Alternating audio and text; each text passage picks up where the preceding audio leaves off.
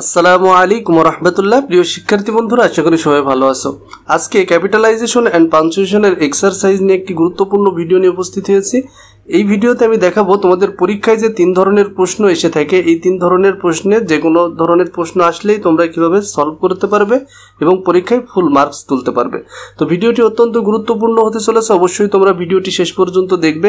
এটা তোমাদের পরীক্ষার জন্য যেমন গুরুত্বপূর্ণ, আর এমনিতেই তোমরা যে কোনো কিছু লিখতে গেলে, মনে করো একটা প্যারাগ্রাফ লিখছো, সেখানে যদি পাঞ্চুয়েশন বা ক্যাপিটালাইজেশনের ব্যবহারটা সঠিক না করতে পারো, সেক্ষেত্রে যে তোমাদের পরীক্ষার মার্ক কমে যায় এবং বাক্যের অর্থ চেঞ্জ হয়ে যায়।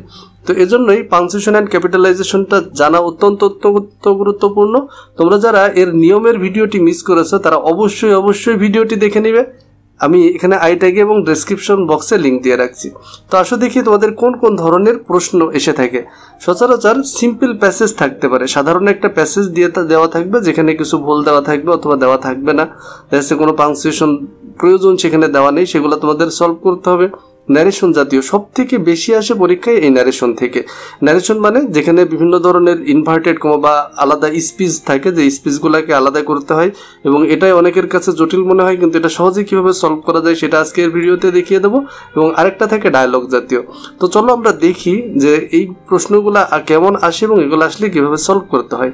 তো সলভ করার আগে সর্বপ্রথম আমি যেটা করছি সেটা হচ্ছে তোমাদের গতদিন যে রুলসগুলো দেওয়া হয়েছে তার উপরে আমি একটু প্র্যাকটিসটা করিয়ে নিই।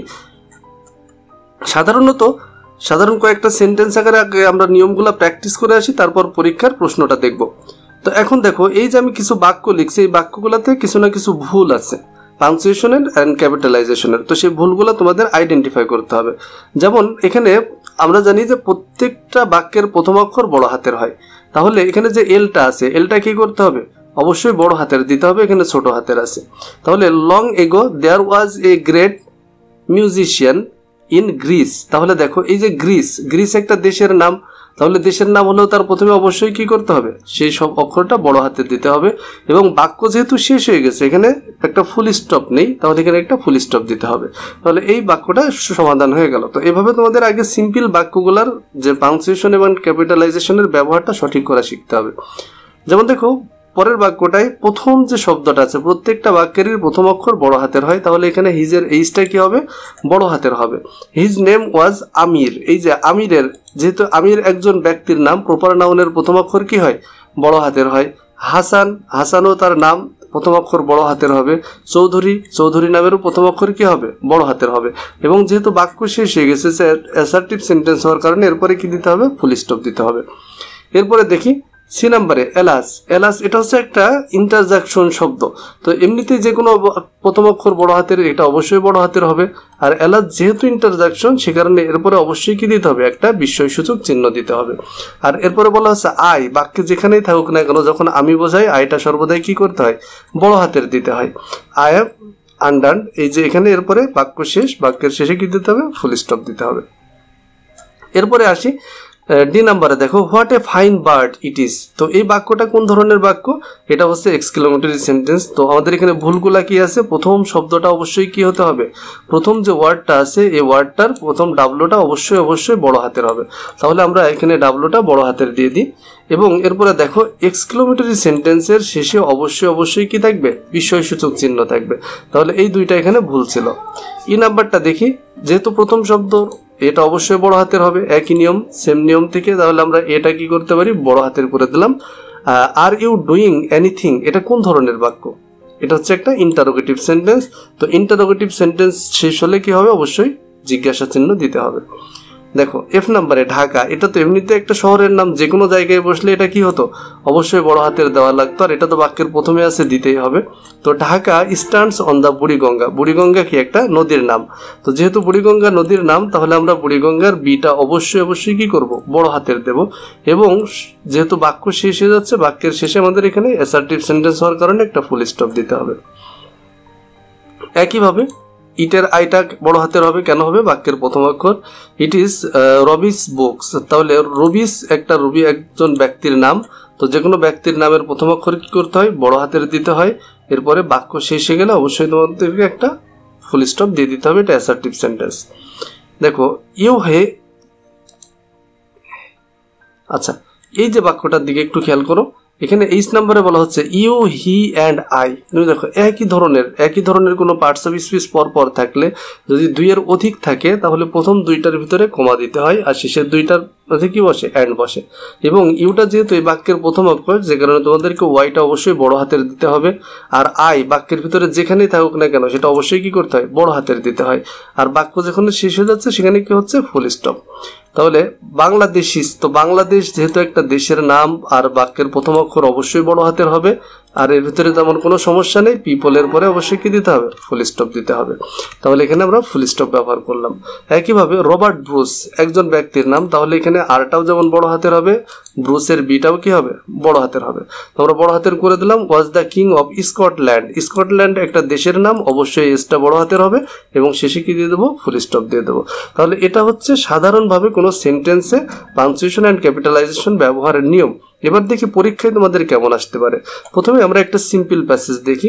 এখানে একটা সিম্পল প্যাসেজে সাধারণ ঘটনা বর্ণনা থাকে, তো আমরা ওই নিয়মগুলাই ফলো করব। তো বাক্যের প্রথমে আছে সি, এই যে কাটিং, কাটিং এর সিটা অবশ্যই ছোট হাতে রয়েছে, এখানে বড় হাতের দিয়ে দিতে হবে। Cutting down of trees indiscriminately is called deforestation.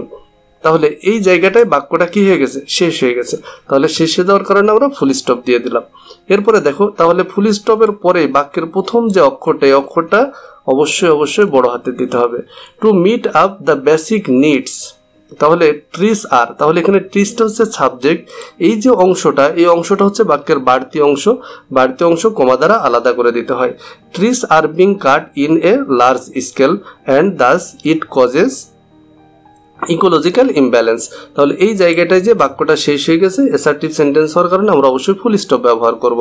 তাহলে ফুল স্টপের পরে পরের বাক্যের প্রথম অক্ষরটা অবশ্যই কি হবে, বড় হাতের হবে। We cut trees for building houses, তারপরে fuel furnitures and so on. তাহলে এই যে বাক্যটা দেখো, এখানে তিনটা জিনিস বলা হয়েছে, যে কারণে মাঝে কি কমা রয়েছে, সো অন। এরপরে এই জায়গাটায় যে বাক্য কি হয়ে গেছে, শেষ হয়ে গেছে। বাক্য শেষ হয়ে যাওয়ার কারণে আমরা এখানে ফুল স্টপ দিয়ে দিলাম। এরপরে দেখো, তাহলে বিসাইডের বিটা কি হবে, অবশ্যই বড় হাতের হবে। Besides some dishonest people cut trees to make money, কিছু মানুষ রয়েছে যারা কি গাছ কাটে তারা টাকা উপার্জনের জন্য। তাহলে বাক্য শেষ হয়ে গেছে, আমরা ফুল স্টপ দিয়ে দিলাম। তাহলে এই ধরনের পরিবর্তনগুলো যদি তোমরা করে দিতে পারো তাহলে কি হয়ে যাবে, দেখো সিম্পল, আগের যে বিষয়গুলো দেখলে সেইভাবে এগুলা পরিবর্তন হয়ে যায়। এরপরে আসি সব থেকে গুরুত্বপূর্ণ যেটা, সেটা হচ্ছে ন্যারেশন নিয়ে। ন্যারেশন মূলত কি, এখানে দেখো দুইজন ব্যক্তি কথা বলছে, একজন হচ্ছে রিনা আর একজন হচ্ছে আই। তো এই দুইজন ব্যক্তি যে কথাটা বলছিল ওই কথাটাই যখন হুবহু তুলে দেওয়া হয়, সেই কথাগুলো অবশ্যই স্পিচের ভিতরে রাখতে হয়, মানে তার ওই কথাটা দুইটা ইনভার্টেড কমার ভিতরে রাখতে হবে। তো আমরা আগের নিয়মে দেখি, এখানে রিনা বলা হচ্ছে, যেহেতু বাক্যের প্রথম অক্ষর অবশ্যই বড় হাতের হবে। কি ভুল আছে, রিনার আরটা ছোট হাতের ছিল। রিনা সেই টু মি, এই যে রিনা যে কথাটা বলেছিল আমাকে, কি বলেছিল, যে have you finished reading the book. তাহলে এই কথাটা দেখো রিনা ওই সময় বলেছিল, যেভাবে বলেছিল সেভাবে হুবহু দেওয়া রয়েছে। তো এই কথাটা ইনভার্টেড কমার ভিতরে থাকবে, আর ইনভার্টেড কমার আগে একটা কমা, তারপরে দিতে হবে কি ইনভার্টেড কমা। তাহলে রিনা সেইড টু মি, আর ইনভার্টেড কমার ভিতরের প্রথম অক্ষরটা কি হবে, বড় হাতের হবে, যেটা গতদিন আলোচনা করেছিলাম। তাহলে বড় হাতের করে দিলাম। Have you finished reading the book, এই জায়গাটায় যে বাক্য শেষ হয়ে যাচ্ছে, এটা যেহেতু ইন্টারোগেটিভ প্রশ্ন করেছে সে কারণে জিজ্ঞাসা চিহ্ন। আর এখানেই এরপরে দেখো বাক্য কিন্তু একটা বাক্য শেষ হয়েছে, রিনার কথা শেষ হয়েছে কিনা। রিনার কথা যদি শেষ হয়ে যায় তাহলে সেই জায়গায় কি হবে, সেই জায়গায় ইনভার্টেড কমাটা শেষ হয়ে যাবে।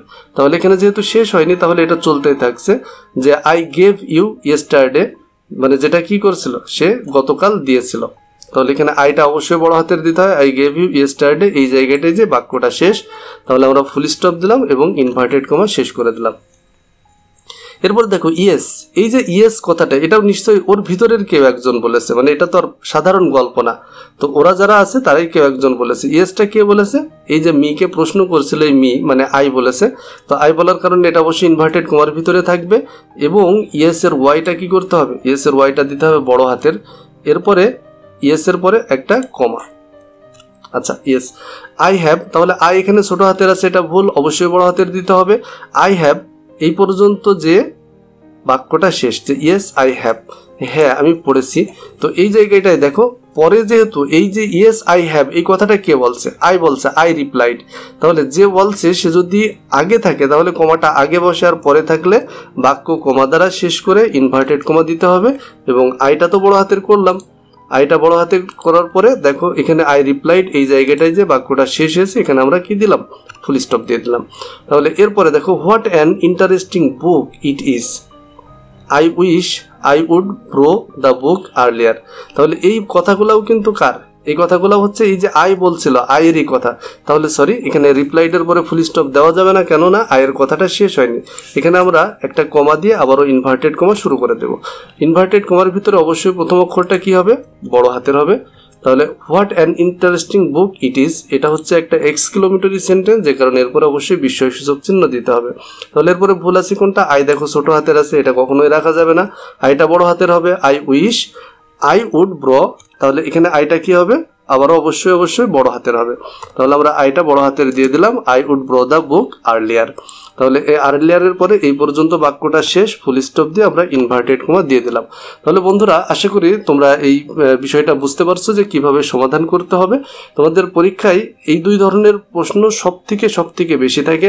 আর যদি আর অন্য কোনো ধরনের প্রশ্ন তোমাদের সলভ করার প্রয়োজন হয় তাহলে অবশ্যই তোমরা সেটা কমেন্টের মাধ্যমে জানাবা, এবং সেই প্রশ্নগুলো অবশ্যই তোমাদের সলভ করে দেওয়ার চেষ্টা করব। এবং চ্যানেলের সাথে থাকবা, যদি ভিডিওগুলো ভালো লাগে তোমার বন্ধুদের সাথে শেয়ার করবা। দেখা হবে পরবর্তী ভিডিওতে। আসসালামু আলাইকুম।